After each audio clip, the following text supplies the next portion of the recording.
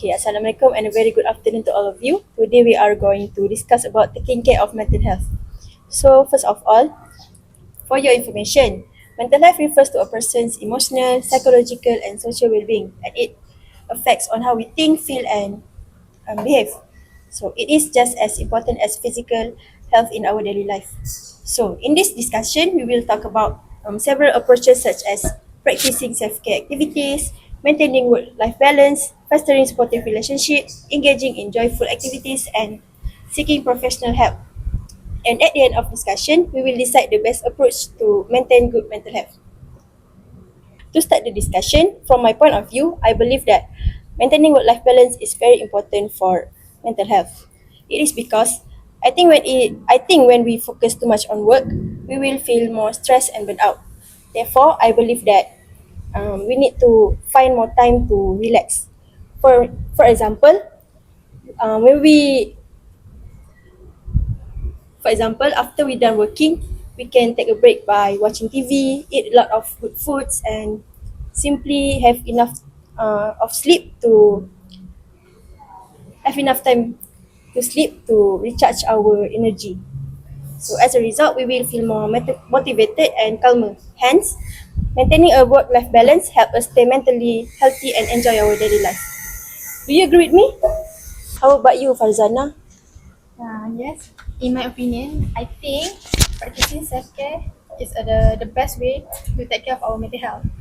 A lot of people said that think of spending money on expensive thing and being lazy is just like self-care. But it's not just like that. Self-care is actually about survival. Taking action to make sure our body and mind are healthy. Then there is a famous saying said that you cannot pour from an empty cup. If you are tired, you can help your friends, your family, even you cannot do well in your studies. So you must take care of yourself first. My first point is daily routine, which is sleep and food. If you don't have have a enough sleep and always eat junk food, your brain cannot work properly. Then you will feel easily annoyed and anxious. So you need to go into bed early and drinking enough water as a simple form of a self-care. It builds a strong foundation for your mental health. Then last but not least, taking break from the internet. As you know, now people nowadays always on our phone, right? Then we need to take a break from an internet because when we look at Instagram, TikTok, then we compare our life with others. Then it can make us feel sad and unmotivated. Then what we need to do is putting down your phone for 30 minutes a day. Then you just take a nap or just being relaxed. Prioritize your mental health first. So I think the best way to take care of our mental health is by practicing self-care activities.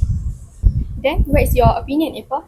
I agree with you, but in my opinion, I think one of the best approach to follow in order to be mentally healthy is seeking professional help. Is an important and also responsibility step. Mental health professional have the knowledge and also training and experience needed to understand complex emotional and psychological that may not be clear at the first glance. Through proper assessment and also open discussion, they are able to identify the root causes of mental health and challenge and also suggest therapy or intervention based on evidence and professional standard. So unlike advice from friend and family, professional guidance is structured, unbiased, and focused on long-term well-being rather than temporary relief. Seeking professional help also allow individual to receive early support, prevent problem from becoming more serious, and develop healthier way of managing stress and emotion. So, what do you think, Zati? I think your idea is amazing. I have my point of view too. I think by fostering supportive relationship can maintain our healthy state of mind. I believe too that connection with others can become a foundation of healthy mind. To elaborate more about my point, I think we all know that humans are not designed to live alone. We are a social creatures, which means that we are not designed to survive when we have a lot of stress and emotional pain entirely on our own. If we keep on being isolated for too long and bottling up our feelings without telling others about how we feel, this can make our negative thoughts become more louder each day, and it will harm us in so many ways. Here comes the importance of having a supportive circle of friends and family that can act as a safety net that can catch us when we want to go deeper and deeper into anxiety and depression. In addition, having supportive relationship with others can offer a valuable something valuable for us, which is a fresh perspective on our problems. Sometimes when we are stuck in inside our own head, when we have a lot of problems, in addition, having supportive relationship with others can help us to think better. As we know that when we are having a lot of problem and we are stuck in our own heads, we cannot see things properly and cannot find the solution on our own problems. We cannot see the solution even though the solution has always been right there in front of our eyes the whole time. Sharing burdens with someone else, it can be your trusted friends or any of your family member or even a supportive partner, can make us can they can help us to find the solution and help us in some way that we can get away with our own problems. That way, they can validate our feelings and make us feel valued and belong, because I think that is the crucial part when we want to maintain our mental health. For example, to get a clear picture of what I'm saying is, I'm going to give you guys an example that we can relate to, which is involving a university student.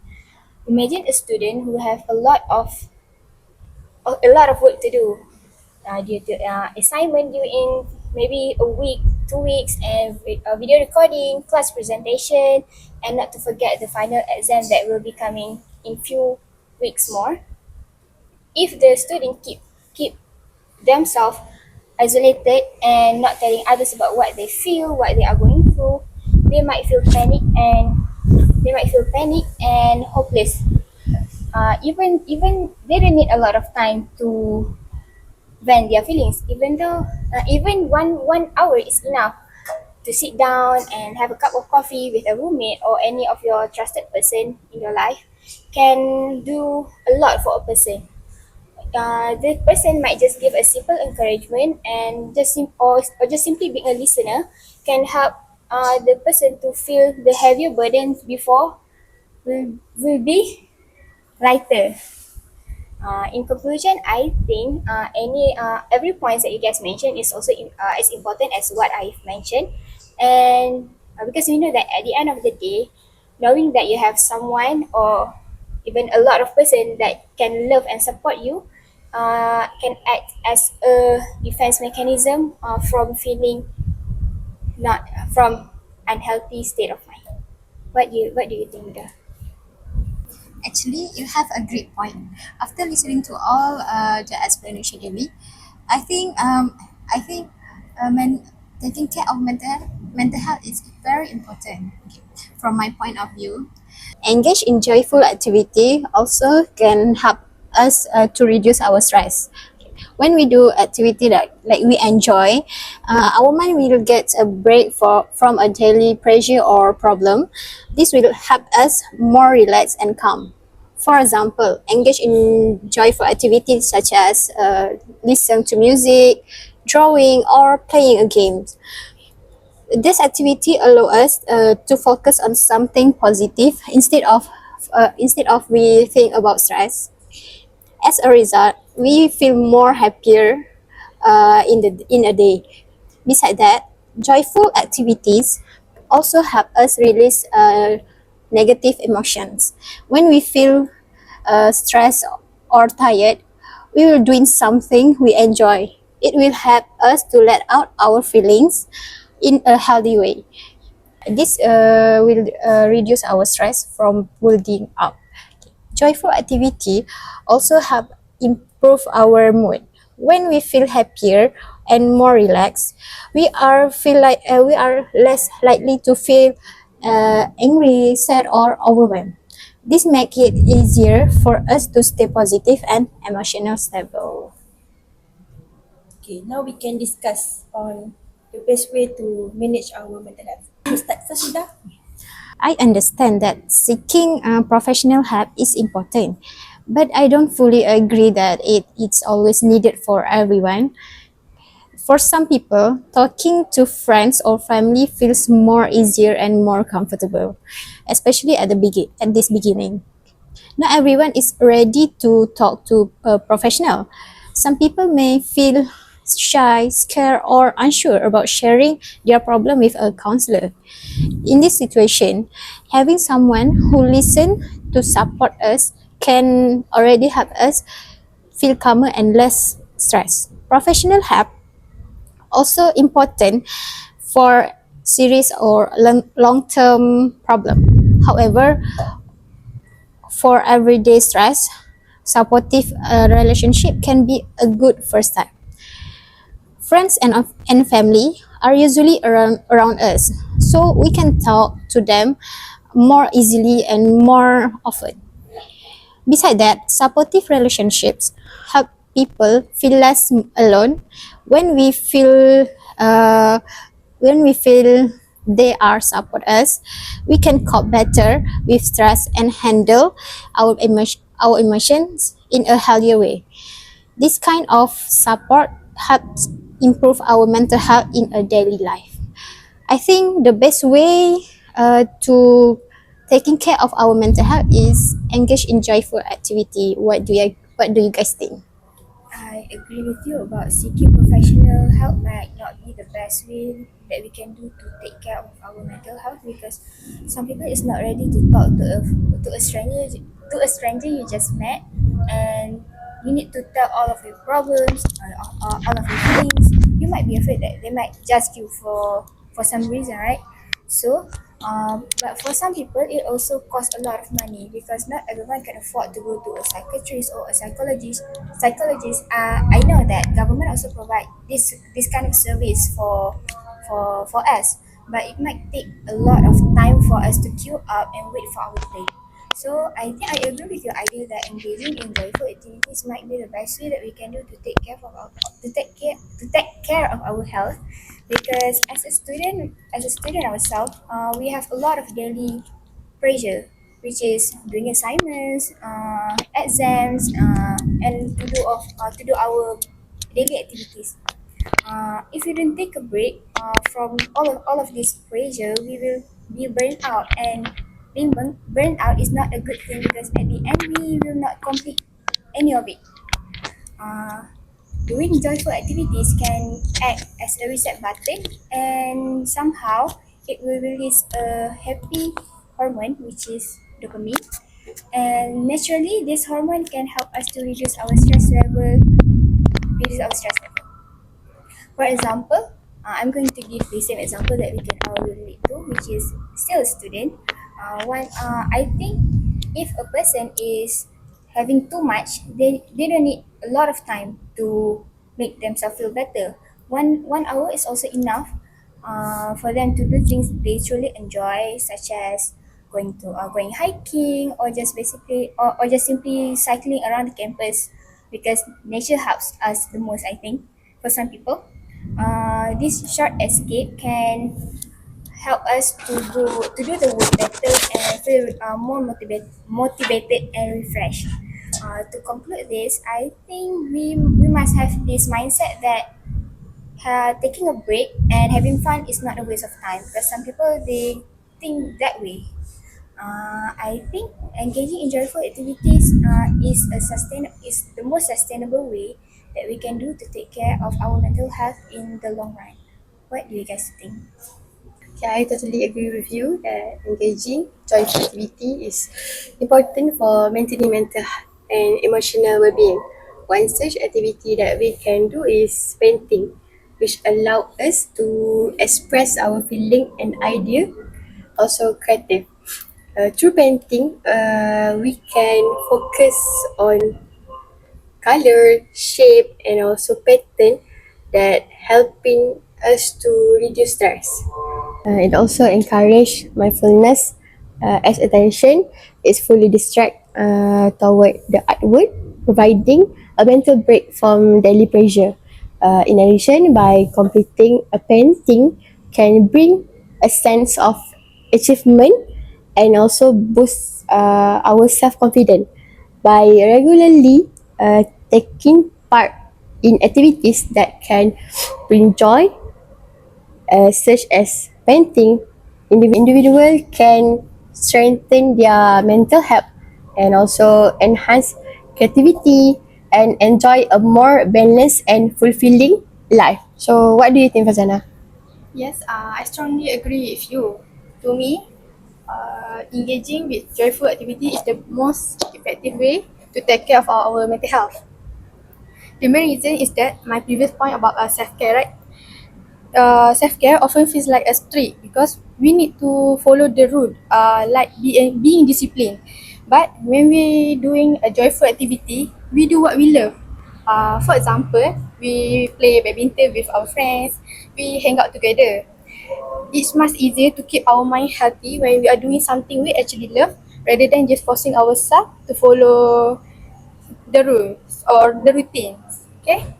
Then, when we are playing games with our friend, we fully focus on the game. Then our problem we just put aside. So we could we could reduce the stress. We could reduce the stress immediately. The consequence of that stress, the consequence of this point is your stress could immediately disappear. It gives you a mental break and fill you with positive energy. Instead of feeling tired or following a rule, you feel refreshed and excited about life. So, in conclusion, because it's bring immediate happiness and it's fun to do, I believe this is the most effective method of how to manage our mental health. So, how about you, Adeline? Okay, for me, joyful activities are important because they give us a mental break. When we do things we love, like singing or playing games, we stop thinking about our problems, like because this help our mind to rest. And beside that, these activities make us feel happy and positive. When we are happy, it is easier to handle stress and stay calm. It's like medicine to our brain. And there are many simple joyful activity we can do. For me, uh, uh, joy activity that we can do is physical activities. Just like Izati said earlier, um, physical activities can provide an immediate psychological boost. I strongly believe that physical activities are the best way to take care of our mental health. Exercise, our brain release endorphins, which act as natural stress fighter, and this help to reduce feeling of anxiety and depress instantly. Furthermore, um, activity like sports or badminton promote social interaction, which prevents us from feeling isolated or lonely. So we can interact with our friends. So in conclusion, I think we all agree that engaging in joyful activities is the best way to take care of our mental health because these activities help us relax and stay happy. So that's all for today. Thank you. Bye bye. Assalamualaikum. My name is Adeline Shazza Lisa binti Madhata and My name is Nur Izzati binti Muhammad Nasir. And my name is Nur Farzana binti Jamaluddin. And my name is Wani Fadatul Farhana bin Mahdi. And my name is Nurul Huda binti Yahya. And that's all from us. Bye bye. Bye bye.